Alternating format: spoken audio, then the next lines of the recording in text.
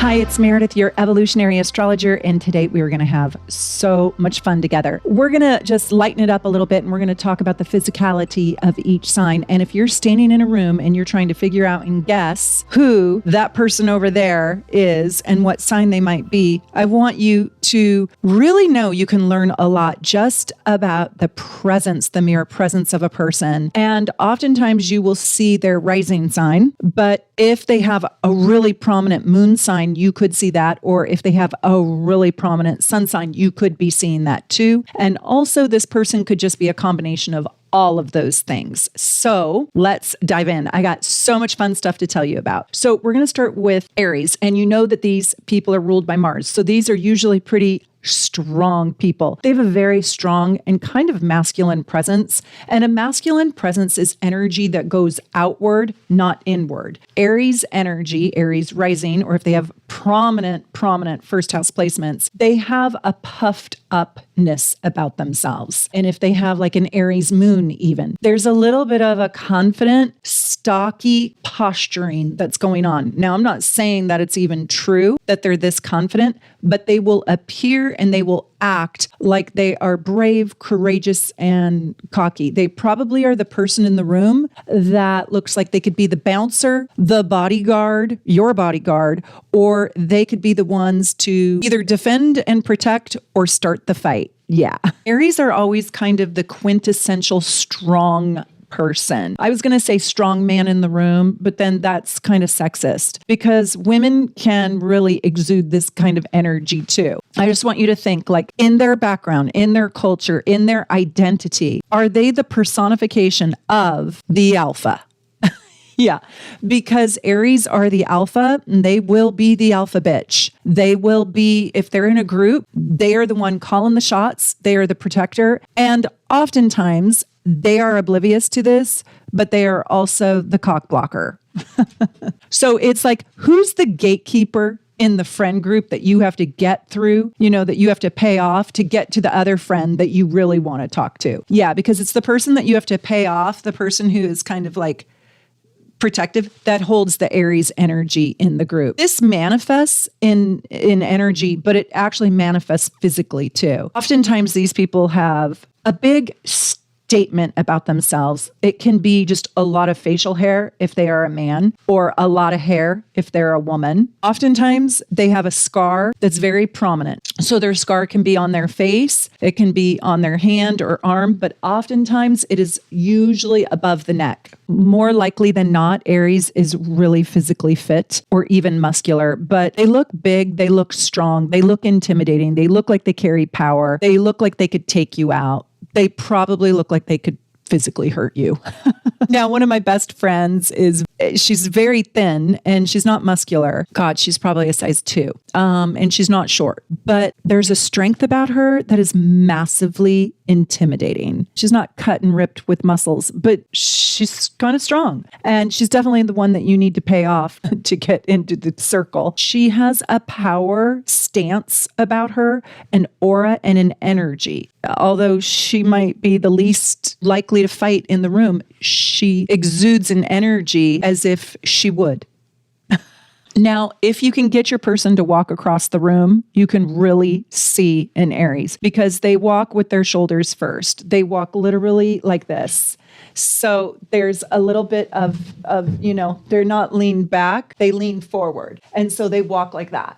They walk with a forwardness because they're eager to get shit done, get to their destination, make things happen. And oftentimes they have a lot of coarse hair. I'll just be honest with you. And I think it's because they run on a lot of testosterone. They also have very piercing eyes. Like when they listen to you, they are really in it like this, listening to you. It's not like Scorpio. I mean, Scorpio is sort of hung back and like reading you, but they both are Mars ruled. But Aries is really into what you're saying. They're leaning forward. They're leaning forward into your conversation like, And oftentimes they're lean. They're athletic. So I'll also tell you that Aries have a lot of physical pride, and there is also a vanity element to Aries. I mean, they want to be alpha. They want to be top. And oftentimes they are. They are the warrior. So they stand like they're a warrior. They stand like they're on guard. guard. They stand like they are the sentry, to the castle, ready for battle. They're ready to rumble. They usually have a very prominent face with extraordinarily strong features. And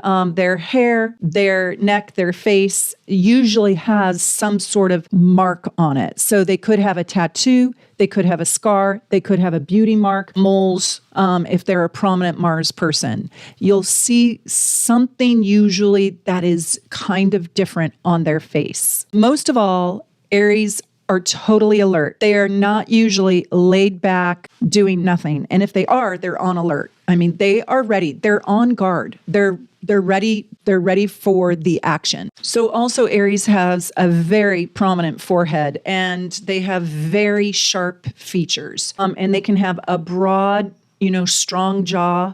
And they just have the strength in their face. And so oftentimes they have like a low hairline and a lot of hair, or they can have a prominent forehead with a really chiseled Roman-like nose. They usually have very prominent cheekbones, a strong jawline, and they can have a square jaw, but sometimes it can be pointed too. It's just very strong and prominent. So their features are just very bold. Now, one way that you will notice your Aries is they're usually really loud. I don't know why, but people who have a really strong first house, like if you have a lot of planets in the first house, or if you are an Aries, or if you have prominent Aries in your chart, there's a loudness to your vocal cords. I don't know why. I think they got a louder is stronger. I don't know what it is. Now, if you are an Aries and you're not loud at all, because I do have one Aries friend who is very soft-spoken, and I'm like, are you sure we've got your birth time right? But she has so much Pisces in her chart, and she has a lot of Virgo in her chart, and she has a lot of sixth house in her chart. So sixth house emphasis. So she's just a much more delicate Aries. So I just want to say that you do need to look at the whole chart, and you need to look at the rising sign, because if you're an Aries but you have Virgo rising, well, you're going to look a lot like a Virgo. Remember that your rising sign is actually how you look, and then your sun sign is the essence of you.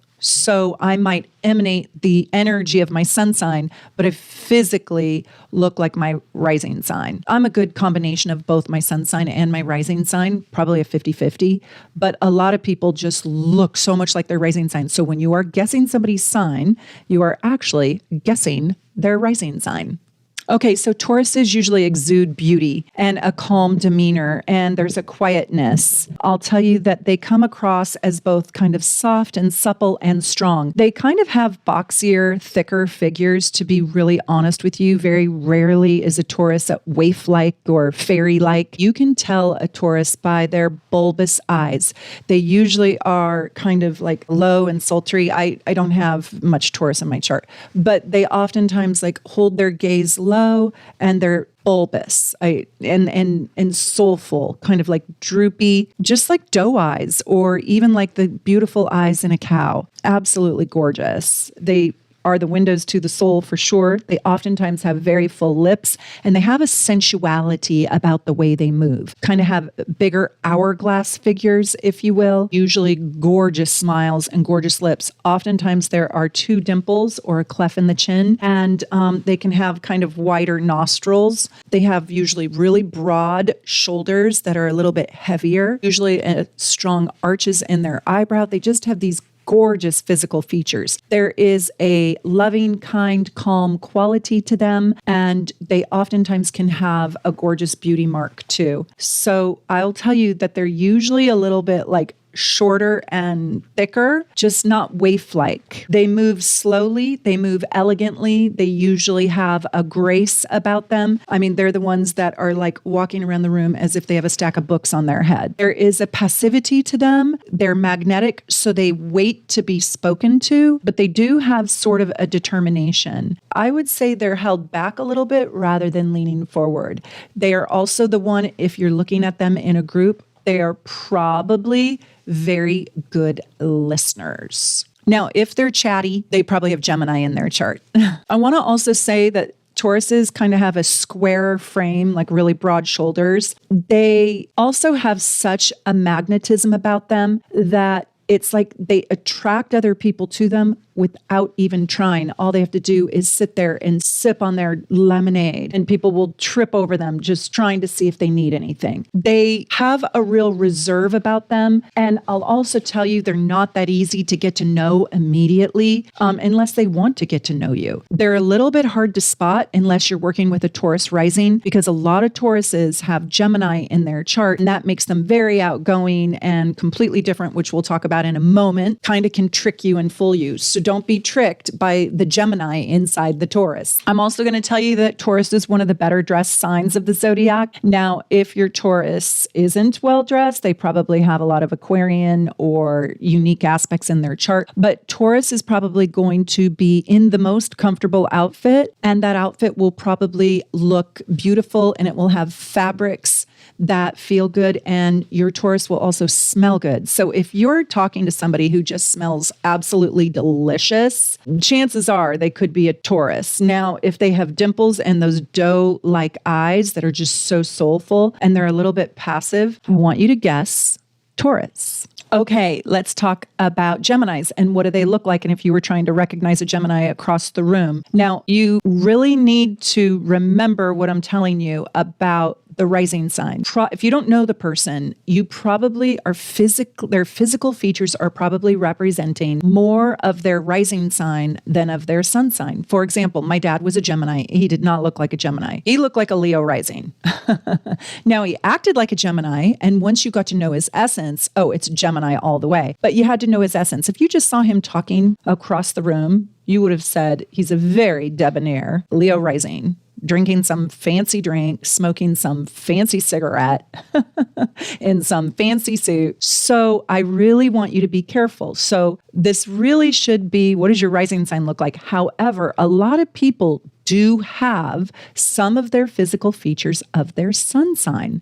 So Geminis are sprightly. They're very agile. They are nimble and agile, and I will say they are usually very thin. There can be a little bit of a petiteness to them. Even their features, like their eyes can be a little bit smaller, their nose can be a little bit smaller, their mouths can be a little bit smaller, even their ears. And they are the ones who are at the table, if you will, communicating and networking and introducing, telling all the jokes, doing all the laughs. Everybody is listening to their stories. They are expressive and bouncy and effervescent and bubbly, and they're super clever, and they have a duality about them. You fall in love with them, but they also can talk so much that they can be annoying, but it's like endearingly annoying, right? It's kind of like Sagittarius. Wait, can I talk? No, I want to listen to you. No, can I talk? No, actually, I want to hear your story. Yeah, there's a banter and a back and forth and a quick wit that nobody else can keep up with. So if there's a chatty person who won't shut up and is funny as all get out, nimble and adaptable and flexible and can spin on a dime and is just changing direction, that's a Gemini. They're oftentimes the life of the party. They are just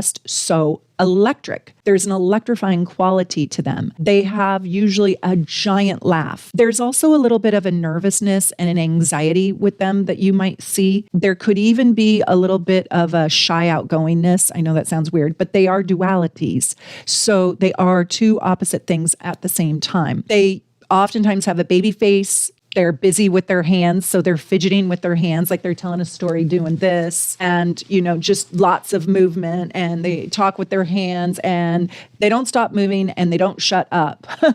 But I love them. I have one of my dear friends who is a Gemini, and she is not like that. She has a Pisces moon, and I also think she's Pisces rising. So she's really receptive, and she's a phenomenal communicator, but her communication style is that as a listener. And so it's very interesting, but she is super nimble. She is very fit. She's run the Boston Marathon probably 5 times. She's just got medals and medals and medals and medals of marathons she has run. Remember that Mercury does rule the nervous system and also the lungs. And so here she is a runner. So a lot of Geminis are good at cycling or endurance sports like that. Gymnastics, a lot of cardio because they have great lung capacity. They usually are walking fast, walking way forward, not leaned back. They are not laid back. They usually have a little bit more of a pointed jaw, and they have an inquisitiveness to them. So they might be an introverted Gemini, but they ask questions and they probe for answers. And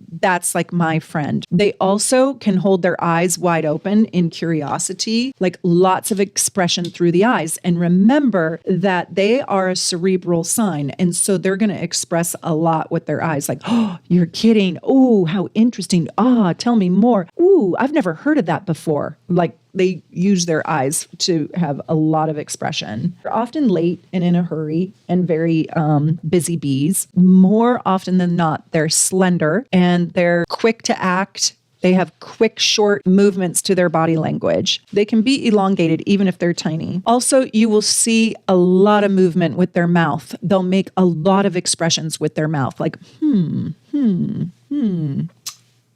interesting, a lot, because they're the sign of the communicator. You'll see a lot of variety, and they will wear something that probably has a duality to it. So like a little tiny sundress with a jacket over it. They'll wear boots with a skirt, something that has a dual expression to it. One of the biggest dead giveaways for me with Gemini is these people are usually very full of joy, and they are entertaining, and they are funny. And so if you've got somebody who has a lot of versatility in what they're talking about, and they're funny, and they are just easy breezy with communication, like absolutely no challenges with making other people feel comfortable, that's probably a Gemini. So are you a Gemini? Are you like that? Tell me.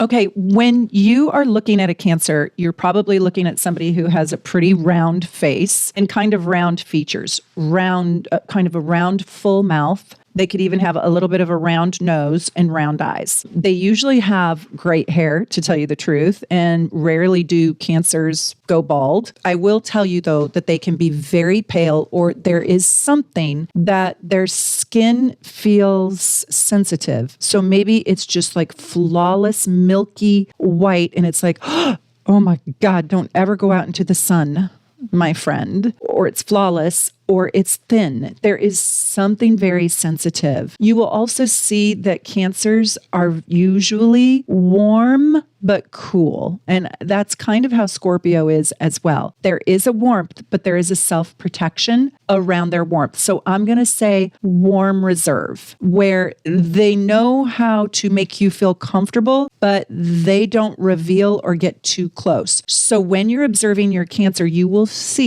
notice that there is a tiny bit of an energetic closed off vibration to them. They're protected, they're guarded, they're a little shocked if you're too curious about them. They literally are like the crab. They are more like their animal, if you will, their crustacean, probably than any other sign. I would say Leo is very much like a lion, but Cancers are very, very much like a crab. They are helpful. They are protective of themselves and those who they care about. And so you will see that. You will also see them as sympathetic listeners. They are better listeners than talkers usually, unless your Cancer has a lot of Leo or Gemini in their charts. I'll tell you, they kind of have the lips that you draw, like literally the classic bow lips that you draw that everybody wants. Cancers do have a tendency to put on a little bit of weight, especially in their middle section, because they are ruled by the stomach and the uterus. Cancers also oftentimes get the nickname of mom or mommy or mother, and they oftentimes are the ones that look out for the other little ducklings in their friend group or in their group. They retain water. They can bloat easily. I'm not giving Cancers any shade. I just happen to have lived with 3 of them.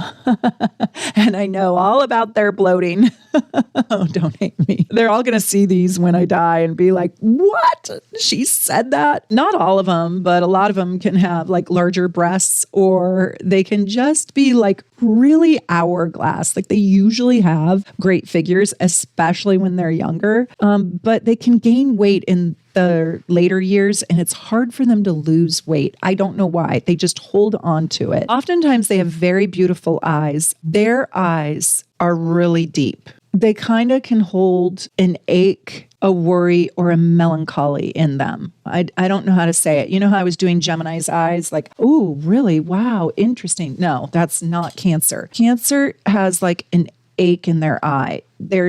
I know this sounds funny, but it's almost like they're holding their emotion right behind their eyes. whatever that is. And so you can see it come through, but it's not curiosity, it's the emotion. Their eyes really do speak quite loudly. They also can hold eye contact because they're reading you and they're intuitive and they're getting their vibration. Now, like a crab, if you hold their eye contact, they don't like that. They'll dart away. But if you're not looking at them, they will hold their eye contact on you because they're the great studiers of people. So Cancers oftentimes have kind of smaller heads. I know that sounds funny, but they kind of have a smaller head or wear a smaller hat size. They also, the head could just be smaller in this circumference rather than this circumference. I also want to say that Cancers are usually, they have rounded features. So even their hands are kind of plump rather than bony because they retain water. Even their necks have a little bit more flesh to them. And so there's a lot of curves. And one thing about Cancers is even if they're muscular, like my brother's muscular, they're also very soft. So they can have soft skin, they're soft and fleshy, or they have a soft tummy, or when they hug you, it's just like a great mom's hug. Cancers oftentimes like to dress in accessories or jewelry that has been either passed down or given to them, their grandmother's wedding ring or family crest or whatever, just sentimental jewelry or accessories. And they usually have like a practical, comfortable style to them. They usually don't want to be too flamboyant. There's something kind of classic about their taste. And this is another sign like Taurus that wants to be really comfortable. So they dress with comfortability. One thing about Cancer is if you can't figure out their rising sign, they probably are a Cancer. Cancers will oftentimes, if you're going out on a first date and you don't know what their rising sign is, if they talk about their mom in any way, they just mention their mom, and they have a round face and they, are a little bit round in their shape and you feel like they're kind of on the softer side and they have those soulful, melancholy eyes. If they talk about their mom, they could very well be a Cancer. Cancers are a little bit withdrawn. When you see the body language of your Cancer, you're going to see somebody who's got body language that self-protects. So they're not going to be, probably like this. Probably not. There's going to be a little bit like this or, like this or like this. It's not a hostile look. It's just a little bit of a reserve. If they're standing up, they could, stand a little bit more like this rather than like this. This is not a Cancer pose. They're inward a little bit more, like a shell. So if they're sitting a little bit more like they have a shell on, Cancer. Okay, let's talk about Leos. Leo rising, Leos. They look like cats, first of all. I mean, they have like cat-like eyes. Their signature is their hair, and they're overly attached to their hair. So you just don't mess with a Leo's hair. But there's usually a strength in their feature, and they can look quite intimidating. Now, the thing about Leos is they don't even know, or Leo rising, they don't even know they look intimidating at all. Now, oftentimes Leos have a regalness or a sense of pride that makes them come across as arrogant. They don't know they're doing that. They usually have a mane of hair. They usually have kind of a bigger head. They usually stand up straight and proud and tall, and they usually look a lot taller than they even are. I would say they have an energy about them. They talk with their hands because their hands are their paws.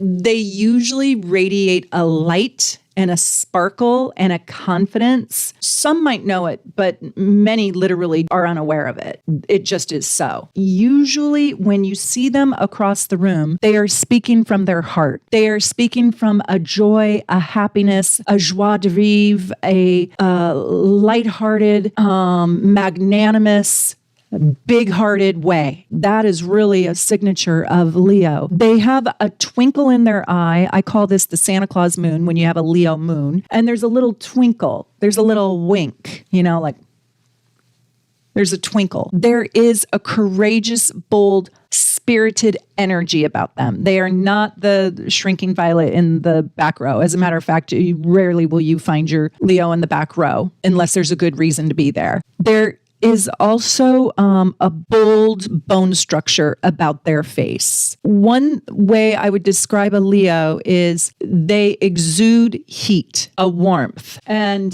they're very engaging and inviting, and they are very warm. They are not reserved. Their eyes usually go upward rather than downward. And like the doughy eyes of the Taurus or the soulful, melancholy eyes of Cancer, Leos have more cat-like eyes that are almond shape and go upward at the edges rather than downward. One of the ways that you will notice a Leo in a room of people is they have the stage presence. And maybe they don't even deserve it, but they've got stage presence by either what they're wearing, which oftentimes is glittery or sparkly or very, very bright like the sun. They have a magnetism that exudes outward, not inward. And so they're not the ones that are usually really reflective at the party. They're the ones creating the magnetic energy. And think of Mick Jagger, right? He could just be sitting in the corner of the party smoking a cigarette, and you know damn well that the whole room would be centered around him, even if he was in the corner. It's like you can't hide Mick Jagger in your living room. Madonna, Mae West, right? They all just, you can't hide any of it. If Madonna was over at your house, everybody would know. You cannot hide her. So there's just this stage presence that they don't even ask for. They don't even really know they have for a long time in their life. I mean, I'm sure those people know, but I bet you they didn't know before they were famous. Also, I will tell you that they usually wear very bold jewelry. There's usually a piece of jewelry or jewelry that is going to have some razzle dazzle. And Leos oftentimes look dignified no matter what they're wearing, kind of forceful. They also stand usually with phenomenal posture, and they're kind of protective, alert, highly alert, just like a lion would be in the jungle. And so they have a very robust and dynamic energy about them. Often, one other thing about Leos is oftentimes they are misunderstood for being cocky and vain and maybe even superficial. And it's not always the truth. They can come across as quite vain, even when they're not. I know plenty of insecure Leos and Leo risings. Okay, Virgos. I'm just going to tell you, Virgos are really interesting because I have 5 of them in my life right now. I would say none of them really represent the quintessential Virgo. So they all have something different going on in their chart. But the stereotypical Virgo energy oftentimes is somebody who looks really smart. Looks smart, smartly dressed, classically dressed, sort of timeless pieces. So unlike Geminis, the Virgo is a lot more modest and kind of has a quick wit, but it is very humble and it is very unassuming and it talks a lot more quietly and it has a very fast wit, but it is not the same kind of entertainer that Gemini is. There is a service quality to Virgos. So if you see the person, walking around with the tray saying, would you like another appetizer? And they seem to be good at communicating, very put together and that's probably a Virgo. Virgos are very good listeners. They care about other people. They are usually serving. If you're just looking at a group of friends, the Virgo is probably organizing the bill, telling the waiter what's needed, looking for extra silverware for the missing silverware set. They make themselves useful, and that is the dead giveaway for Virgo. Like, are you a Virgo? They make sure you have a ride home. Can I call you an Uber? There is a service quality to Virgo. They're very helpful in their nature right away, and they'll give themselves away. And a Virgo rising will look really, really smartly put together. They're usually thin, they're agile. There is usually something very simplistic or simple and elegant and pretty about their hands. They use their hands a lot. So they're either the little jobs in being useful is something to do with their hands, or they talk with their hands, or their hands just have an elegance about them. One of the things that gives Virgo's face shape away is they usually have very prominent little sharp noses, just kind of a perfect little sharp nose. Their jewelry and their accessories are kind of classic, kind of timeless pieces, not real crazy, kind of on the classic side. Now, remember, your Virgo could have Leo in their chart, which would make them a little bit louder splash. They usually wear clothes that are pretty lovely, but are practical because there is a practical quality here. So the yoga pants that look like slacks with the button-down silk shirt, they have a lot of mix and match because they like versatility and they like utility and they like the classic look. They're usually on time, willing to help. So if you're giving a dinner party and you're wondering what everybody's sign is, the person who stays and does the dishes with you is probably the Virgo. It's hilarious, isn't it? Their hair is usually exactly how they want it. So don't come and mess up their hair. Like, they would hate that. Don't fuss with anything on them. They have themselves exactly how they want themselves, even if you don't like it. They're very particular about their bodies. They're even particular about being touched, and they're particular about their clothes. They usually look a lot younger than they are. They have a youthful appearance. They're fidgety. There's a nervousness to them. They might be the person, pounding on the table, like, ooh. They need to do something. They are not really good at just sitting at the dinner table doing nothing but talking. They have to do something. And they usually have a nimble quality to their bodies. A lot of women can look like tomboys, or were tomboys, and they have like a boyish look, and men can even look like boys. So there's a boyishness about Virgos that's kind of endearing. And I would also say they're a little bit bird-like. They flit around, they're busy, they're quick moving, they're into everything, and they have a dry wit. They're very Bob Newhart that way. They love to create order out of chaos. Now, I want to tell you something about Virgos. There's this anomaly Virgo, and these are more of the Virgos that I know in my life currently right now. They gravitate towards Pisces. And so they're a bit less into the perfection, and they're more into just whatever makes them comfortable, and they're kind of on the messier side. Like, they don't really have a desire to achieve, a buttoned up perfection. And there's a little bit more of a disorganized look about them. Relaxed and not uptight, and maybe even sometimes a little bit wrinkled, or just, come as you are. Just wherever you're at, just come on over as you are. It doesn't matter. And so it's very Piscean. So if you're kind of a messier Virgo that's a little bit less coiffed, a little bit less done up, you might be one of those polar opposite Pisces Virgos. So tell me if that's you. Like and subscribe and share me with all of your friends, and go check out all my other videos. As a member, you get all my behind the scenes videos, and I hope you guys are absolutely loving it. I love being here with you from my house here in Seattle to wherever you are at in the world. I wish you the very, very best. Take good care.